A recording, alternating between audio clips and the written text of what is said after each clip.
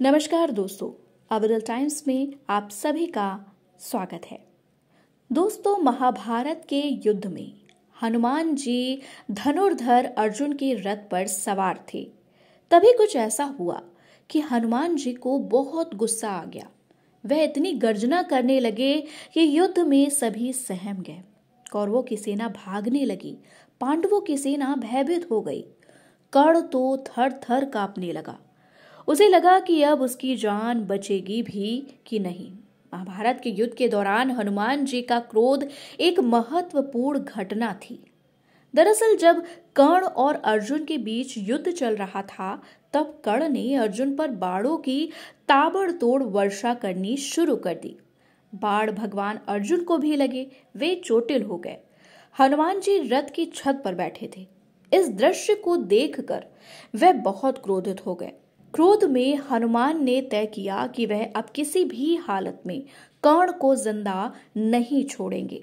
उनकी नाराजगी गर्जना के तौर पर सामने आई। ये गर्जना इतनी भयंकर थी कि इससे कौरव सेना भागने लगी और पांडवों की सेना भी भयभीत हो गई। दरअसल कर्ण को भी उसके गुस्से के लिए जाना जाता है। हुआ ये कि जब महाभारत के युद्ध में कर्ण और अर्जुन आमने सामने हुए तो कर्ण ने अर्जुन पर बाणों से प्रहार करना शुरू किया। लेकिन जब इससे अर्जुन का कुछ नहीं बिगड़ा तो वह गुस्से से भर उठा। उसने अर्जुन को नुकसान पहुंचाने के लिए ताबड़तोड़ कई तीर एक साथ चलाने शुरू कर दिए। बाणों की ये बौछार इतनी तेज थी कि कर्ण ये भी नहीं देख रहा था कि उसके तीर किधर जा रहे हैं। जबकि युद्ध का नियम है कि सामने वाले योद्धा का आक्रमण ऐसा होना चाहिए कि सारथी का कुछ नहीं बिगड़े। जब कर्ण ने ये नहीं देखा और उसके कई बाणों के प्रहार से कृष्ण घायल हो गए, उन्हें खून बहने लगा, तो हनुमान आपे से बाहर हो गए। उन्होंने कर्ण को मारने के लिए उसकी ओर दौड़ने का निर्णय लिया। स्थिति इतनी गंभीर हो गई कि हनुमान जी की गर्जना से कौरव सेना में हड़कंप मच गया। पांडव सेना को डर लगा कि अब पता नहीं क्या अनहोनी होने वाली है। हनुमान जी का यह क्रोध देखकर भगवान श्री कृष्ण ने उन्हें सावधान किया कि अगर वे इसी तरह कर्ण की ओर देखते रहे तो वह उनकी दृष्टि से ही मर जाएगा।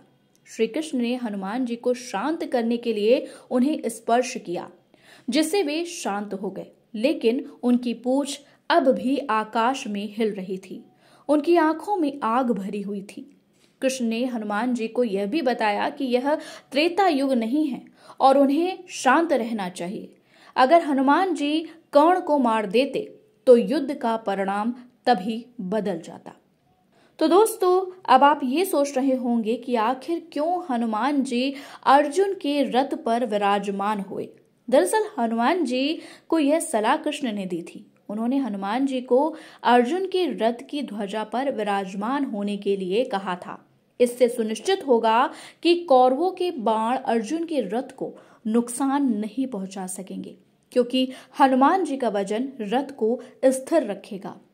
हनुमान जी के रथ पर विराजमान होने से अर्जुन को युद्ध में अद्वितीय शक्ति और साहस मिला। इससे न केवल अर्जुन का आत्मविश्वास बढ़ा, बल्कि यह भी सुनिश्चित हुआ कि वह युद्ध में आगे बढ़ सके, दुश्मनों का सामना कर सके। हनुमान जी की उपस्थिति ने युद्ध को प्रभावित किया, पांडवों को विजय दिलाने में महत्वपूर्ण भूमिका निभाई। युद्ध खत्म होने पर जब हनुमान जी रथ से उतरे तो अर्जुन का रथ विस्फोट के साथ ध्वस्त हो गया। तब लोग हैरान हो गए। ऐसे में श्री कृष्ण ने बताया कि रथ पर कई बाण और अस्त्र लगे हुए थे, लेकिन हनुमान जी की उपस्थिति के कारण रथ सुरक्षित रहा। अगर हनुमान जी नहीं होते तो रथ पहले ही नष्ट हो चुका होता।